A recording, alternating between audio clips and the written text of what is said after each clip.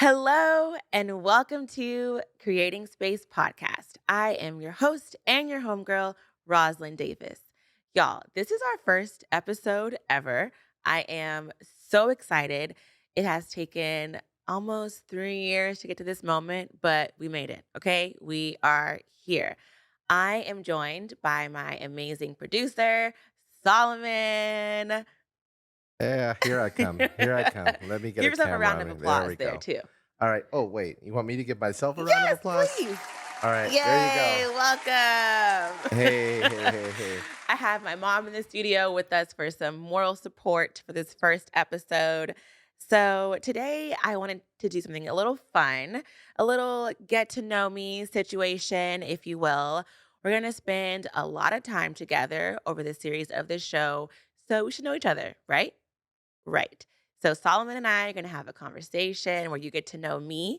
And then afterward, I want to get to know you. So I want you to send us an email or message us on Instagram, some facts, some questions about yourself so we can vibe together. Okay, let's get into it. You got me sucked into this, boy. I tell you. I Well, appreciate you. I'll tell you one thing I'd like to know. When you first came to me and you talked about wanting to do the podcast, I'm always interested in sort of what brought you to this point. At some point you're sitting at home going, I have something I want to share. Yeah. So, what brought you to the point where you said, I have something I want to share with people? Great. This is why you are the producer, right? So I knew I wanted to share something 10 years ago, almost to the date when I was in college. I went to Spelman College and I encountered some very interesting things there that I was like, I can't be the only person who's going through this or is curious about this. So I actually started a blog to share my thoughts and things there. And then when I was in Atlanta, so many people were like, "You have a really nice voice. You should be on the radio." So after 3 or so years of hearing that, I was like, "Okay, I'll do a podcast," because podcasting really wasn't like a thing, I think until for me at least, until 2015 or so. And so when I first heard my first podcast, I was like, I want to do that one day. And I took it more seriously. I say maybe 3 years ago, God was like, okay, girl, get it together. It's time to get your podcast together. And I didn't know where to start. I didn't know what it would be about. So as I said in the intro, it took me 3 years to find your studio and sit in this chair here today. Oh, good. And that's an interesting point because I know when someone, fills out a request to come to the studio, one of the things I like to do is sort of look up what they're already doing or what they've already done. And you had this really, really interesting domain, and was it We are taking up We Are space. Taking Up Yeah. Space. And I'm like, okay, what does she mean by that exactly? So I had to look it up. And I thought it was very cool. And I thought the concept was cool. And I went and looked at some of your Instagram stuff. And one of the things that you said originally was that you had this idea, and then you sort of came back and said, you've retooled the idea that now it was going to be Christ driven. Yeah. Okay. So what did you mean by that? And why did you make that decision? That is a really good question. So, what I mean by that, and this is how I am doing my business, this is how I live my life, is that Christ, my belief and my relationship with Christ is what drives all of my decisions. It drives how I communicate, how I show up in the world. And there was a time where that wasn't the case. And that wasn't the case in 2020 when I started the company, We Are Taking Up Space. Um, and so at that time I was offering services. I was a life coach. I offered a bunch of stuff. Brand copy. So I was doing copywriting. I was a I was doing a lot of things under the brand and I was burnt out. I was doing way too much. As you can hear, those things are not really, they're kind of disjointed. So I was burnt out. And not only that, but I feel like my creative well kind of ran dry. And I think of myself as a very creative person. Right. So I was like, okay, this is not working. Like, what is the missing piece here? And it was because I wasn't like allowing God to partner with me in the creativity. And so my ideas are coming from myself, not from God. And Got it. I believe that God is like unlimited. He can give me so much creativity.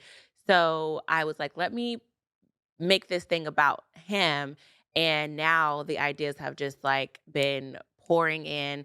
And so taking up space, the company is really about building people like me who want to have their faith in the forefront of their life and help it lead their business, their relationships, their creativity, all of that. Okay.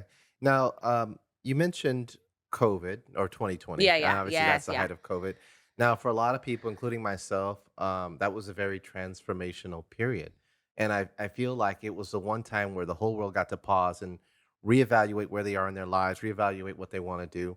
How was it transformational for you? And what do you feel like? How do you feel like you came out of it stronger? Yeah, it was. It was. So that actually was when I started my business. And I was very blessed to be able to start a business when some people had to pivot their business or even close their business.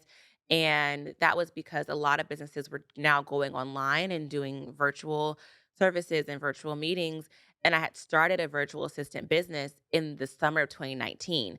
So it was almost like God was like setting me up for COVID before it even happened, you Yeah.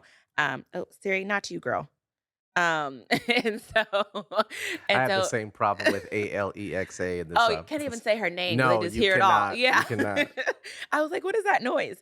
And so it was transformational because that was actually my second business that I owned, but it was the one that actually made me money. And so I was able to pay my bills for a little bit. And it kind of gave me this new confidence that I just graduating college I didn't really have. I was kind of like, where am I going to go from here? And so in 2020 in COVID, I was building my own business from scratch. I had no mentor. I didn't take a business class. And so I learned a lot of tools that I thought were for that business, but they're actually for now. Um, and I also got married in 2020 and I had to thank you. Congratulations. So my husband and I couldn't go anywhere because the COVID. So it was just the two of us in our little apartment all the time. And I think that really, well, one, so that we actually like each other a lot. And it Yeah, that's a really, requirement. Yeah, yeah. pretty much. And it really cemented just our bond, really. So 2020 was transformational personally, spiritually. I started reading my Bible as I shared in another episode with my mom. That's when I started to really build my faith for myself. I grew up in church my whole life. But I didn't always have a relationship with God for myself. And 2020 is where I really started to build that relationship because I had nothing but time. I was working still, but virtually I still had so much flexibility. Got it. Okay, and so you mentioned college. Where'd you go to college? Spelman College in Okay. Atlanta, Georgia. The number one HBCU. Hello. You know, Yes, I she went says there. that, and I'm thinking, isn't that one from the Cosby Show? I never don't even So make the fun of one her. on the Cosby Show was called, what was it? Hillman. Oh, Yeah. Hillman. That's what it So was. Okay. Hillman was college for men and women. Spelman's only for women, but Hillman was kind of what they did was they combined like Morehouse and Spelman. So Got Morehouse it. is the Okay. all boys HBCU and Spelman's all girls. So Hillman was inspired by. Exactly. Yes. There you There we go. go. And then, if you don't mind us wanting to know, how old are you? I am 28. I always forget until someone asks me how old Okay. I am. Okay. And you obviously chose the entrepreneurial route. Was that right out of high school? Was that on or college? Was that on purpose? Yes. I Okay. never wanted to work for someone else, as a lot of people my age don't. But actually, I do have a real job. I do have a 9 to 5, which also allows me a lot of flexibility. I work in philanthropy. Nice. But my entrepreneurial spirit actually began, I want to say, I might have been 10. Mom, when did I have that card business? How old was I? Yeah. Mom is murmuring in the background right Okay. now. So when I was 10 years old, I would sell handmade cards in my neighborhood with just a piece of printer paper. I would write a nice message on them. I might have colored on them. I don't think I did. But, and then I put them in like a photo album binder and I would walk around and I would sell them to my neighbors and they would buy them. So Oh, since I wow. was 10, I knew that I wanted to be creative in the way that I made money. And right out of school, um, my major was very broad. It was comparative women's studies, so I could really do anything with that because I learned so many different lenses. And so there wasn't a job that was like really my vibe. So where I work now, my foundation was actually one of my virtual assistant clients that I ended up onboarding full time there. And that's what I do outside of creativity and ministry. Wow, okay. So when you mentioned creativity, what are some of your core skills? Are you a designer? What do you or you can even just say what are your passions? What is it you Yeah. really Oh, like that's a to good do? question. Okay. One of my passions is music. I like to sing. I was in the choir growing up. When I was in college, I worked at 2 music studios when I was in school. I actually was an assistant for a Grammy award-winning sound engineer, so music is really, like, in my bones. I'm passionate about a little bit of design, like, I can if I have to. I think if I had more time, I would really wanna develop that skill more. So music, design, writing, I like to write poetry, books, writing prompts for clients. Um, yeah. Have you lost any jobs to Chat GPT yet? No, Good for you. not yet. Not yet, but it's probably coming down the line. That thing is taking us all out. It's amazing, isn't it? Wow. Okay. Let's see what other questions I wanted to ask you. Okay, so you enjoy writing and music.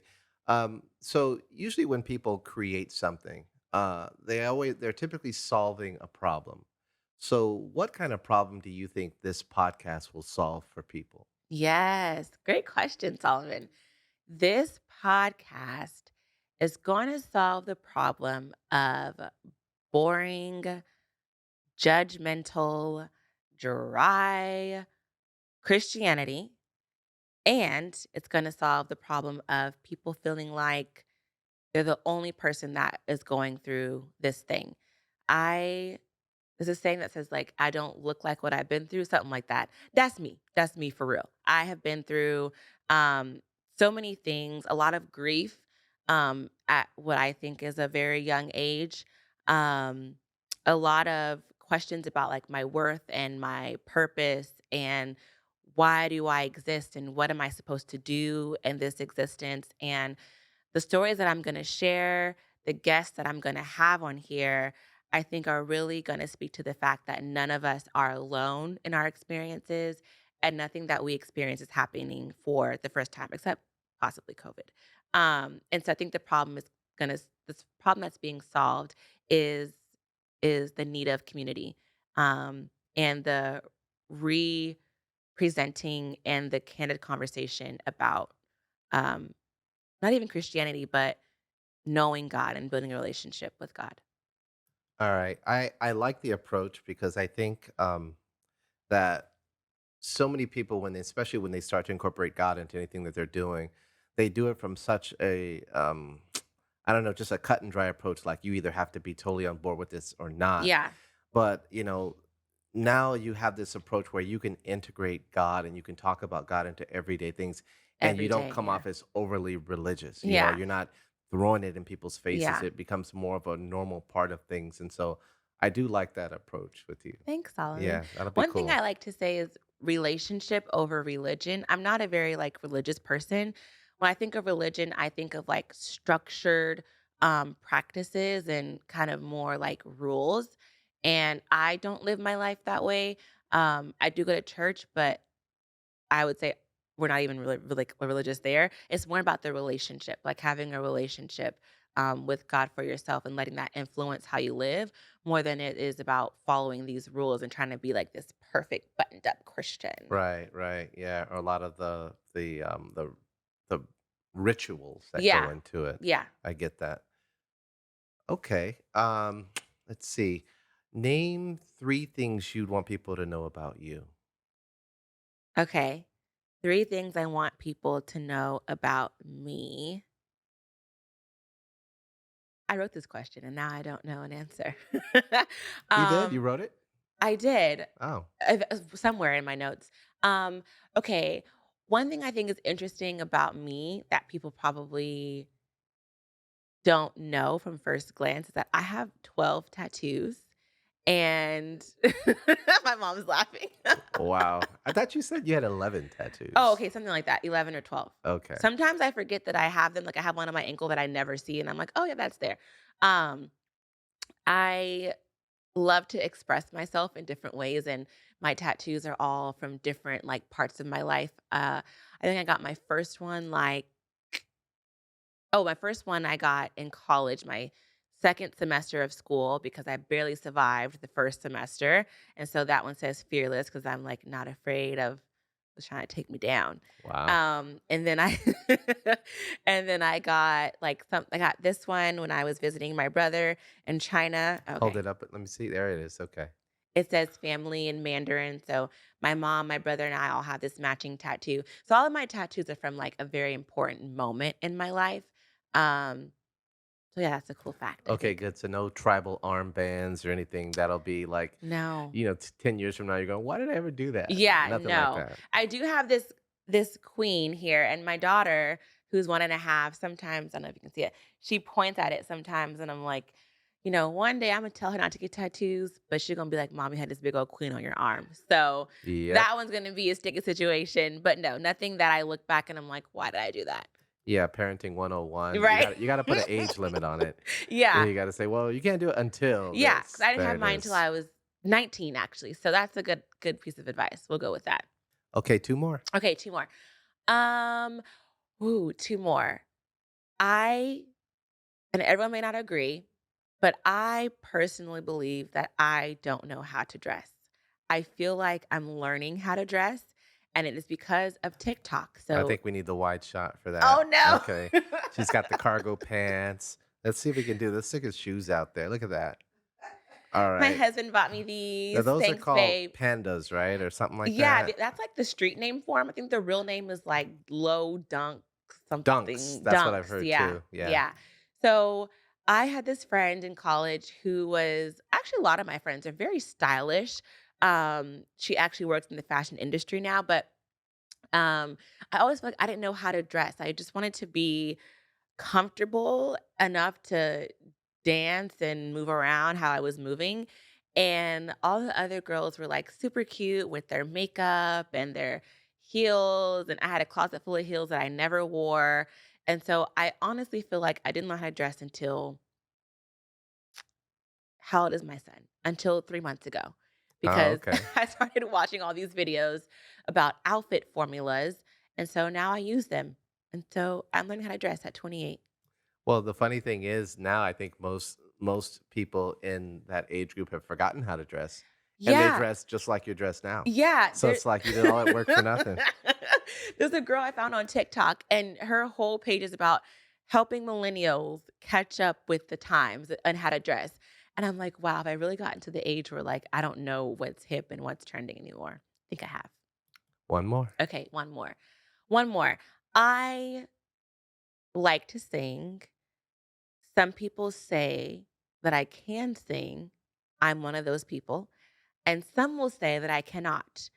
I'm not gonna sing now for y'all to judge, maybe later. At some point. At some point, yes. I was in a at Spelman, we had these things called pageants, where people can perform their talents and win a crown for different things. And my one of my roommates and my best friends, she was in a pageant from to be Miss Sophomore, and I was actually her background singer. So I would think that means I can sing. That she asked me to be her backup singer, and she won. Well, she won second place, and so, I always say before I retire my creativity, I'm gonna put out an EP with songs that I wrote and sang. Cool. Cool. All right. So that is three. You fulfilled that responsibility. Okay. Thank you. Um, let's see. So tell me who you would be now, other than your mom, because you did mention you're going to have your mom as a guest. Yeah. But who would be the ideal guest when you envision this podcast? You envision yourself sitting there talking to someone, Yes. and they'd be talking about something. Who would that person be? What would you be talking about ideally? Oh my gosh, that's such a good question. I that's good. I would be talking to someone who went through a huge experience, whether it was good or bad, that taught them a lot about themselves, that showed them the skills that they have in their toolbox, whether that be um, that they're a good communicator, whether it's their tool was God or writing, someone who went through something that showed them what they have in their toolbox and they want to share those tools with other people. So, someone similar to myself, I suppose. Okay, good. So it's less about helping them through the and more about celebrating them coming out of the other side, Yes. right? I think on the website you wrote giving people their flowers, right? Yes, Got yes, it. because I Okay. know a lot of people similar to my mom who have not just overcome things, but also accomplished things that I want to celebrate. I know a lot of podcasts are like self help podcasts, and it's helping um, the listeners or even the guests kind of process what they've been through. This is not that. I want to celebrate that we've already processed it. We've already been through it. And what did we learn from it? And how can we celebrate that and share with everyone else? Because someone else may be in that place now or reach that place eventually. And they could think back and, like, wow, in creating space, I heard about this. And I'm going to try to apply that to the situation right now. Okay, so then we'll probably be asking guests what were some of the steps that they went to get where Exactly. they're going. So that serves as inspiration and sort of a call to action and a to-do list for people who are trying to get through that same situation. Yeah, exactly. It's the process that I used to use with my clients when I was a life coach. I mean, I guess I still am at heart. One of my favorite things to do with my clients was journal practices. So we would talk about a situation and I would create questions on the spot that help them break down, like, what is the problem we're trying to solve? How did we get here? What part did we play in it? How can we move forward? How can we avoid it for the next time? So I really like to pick things apart and get into the details to help us move forward. I'm very like solution and problem solving oriented. And I bet the hardest part of that was the what part did we play in it? Because That's people always the hard love to part. like Yeah. blame everything else but them. They didn't have Yeah. anything to do with it. Yeah, and that was one of the things I had to overcome when rebuilding, taking up space. In my younger years, I loved to be the victim because it's like I have no accountability. It's not nothing's my fault. And once people stop playing the victim in life, you really gain so much power to realize I actually can make decisions for myself. I actually can change what I'm seeing, what I'm feeling around me, but you have to realize that you aren't the victim. No one's going to save you but yourself. Got it. Well, now I noticed next to you here, you've got 4 books next Yes. to you. Yeah. Um, Tell me a little bit about your experience with those books and which one probably means the most to you. Oh my goodness. Which one means the most? Give us the titles first so Okay, people so can see it. first we have I Thought It Was Just Me by Brene Brown. We have Crazy Faith by Michael Todd. We have Braving the Wilderness, also by Brene Brown, and Balance by Torrey Roberts. So, funny, two of these are pastors, and Brene Brown is a doctor. I believe she's a sociologist. I can't remember exactly, but she studies shame. That was what her PhD was in, was Oh, like wow. researching and studying shame and how it's like not actually a useful tool for growth or for propelling or encouraging change. And she talks a lot about vulnerability and transparency as a way to start our healing process and to have deeper connections with people and the world. And so, actually, I'd say the one that means the most to me is Braving the Wilderness by Brene Brown. I read that book on a cruise in 2017, or yeah, with my parents. We toured the Caribbean on a cruise, and that was the year that I graduated college.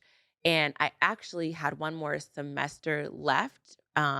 Right, mom? Yeah, I actually had a few more things to like tidy up before I could actually like walk the stage. So I didn't end up walking with my class that I came in with. I walked with the next class. And that was really disappointing to me because I was like, I want to get it done in the 4 years that everyone tells you you're supposed to. Right, And right. I'm walking people that I don't even know. I didn't spend any time with. I have no memories with these people. You didn't go to war with them. Exactly, they wasn't Yeah. shooting in the gym with me, you know? So, Braving the Wilderness actually was a book about putting yourself out there and, being willing to be isolated and kinda be in the wild to find yourself, to find, um, your purpose, and it was just, like, such a timely book because I felt so alone. All my friends had already left Atlanta, or they were in their master's programs, or they were just moving on. And I was by myself in the wilderness, like, well, what am I going to do after I graduate?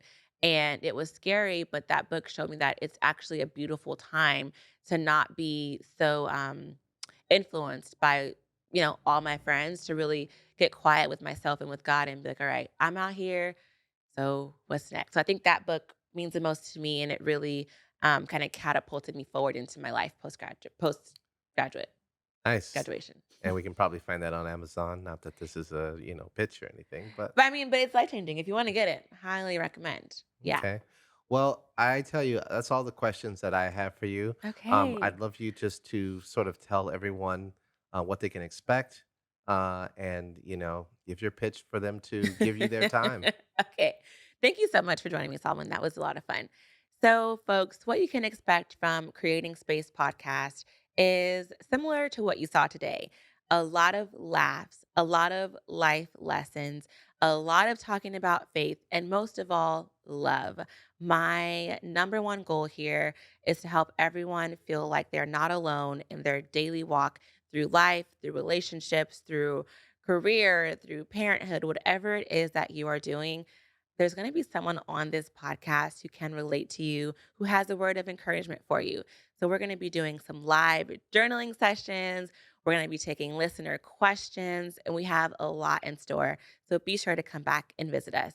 You can follow us on Instagram at the Creating Space Pod, and you can follow me on Instagram at It's Rosalyn Davis. Thank you so much for joining us, and we'll see you back for the next episode. Until then, take care. Bye.